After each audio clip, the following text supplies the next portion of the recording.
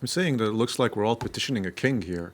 It's like all the nations of the world are like trying to get Mark Zuckerberg's attention. And really, I mean, if you look at those definitions for hate speech or hateful interactions online, it is certainly true that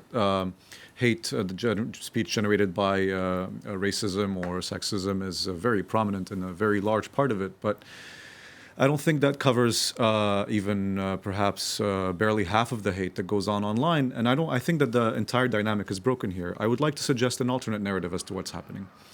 Mark Zuckerberg and Facebook in general realized that the more public parts of Facebook are now worthless and are just relinquished to be a trash fire, basically.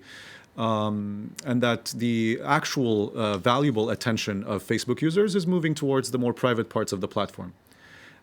So Mark Zuckerberg calls those public parts parts that look like a town hall when it comes to like the news feed or similar, and the private parts that look more like a living room, such as WhatsApp, which is, by the way, a Facebook subsidiary.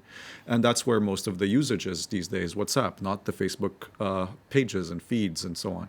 Now, at the same time, by total coincidence, you have the Prime Minister of New Zealand saying something like, well, looks like people won't come at me with the free speech excuse now if I go on and start pushing for more regulation, which I feel is well-intentioned. I'm not saying that she's exploiting the moment in a bad way, but at the same time, for her to explicitly say that is a bit concerning to me, because free speech is not an impediment to a proper discussion. It's not an excuse. It's actually something that people such as myself has considered important, and also the other part of the equation as to what happens if you petition Mark Zuckerberg in the wrong way or don't petition him at all, which is what has happened for the past 5 years. But that being said, Facebook looks at the petitioning from the European Union, from the Prime Minister of New Zealand, and notices that this is actually a really easy way to buy some good faith with the world governments.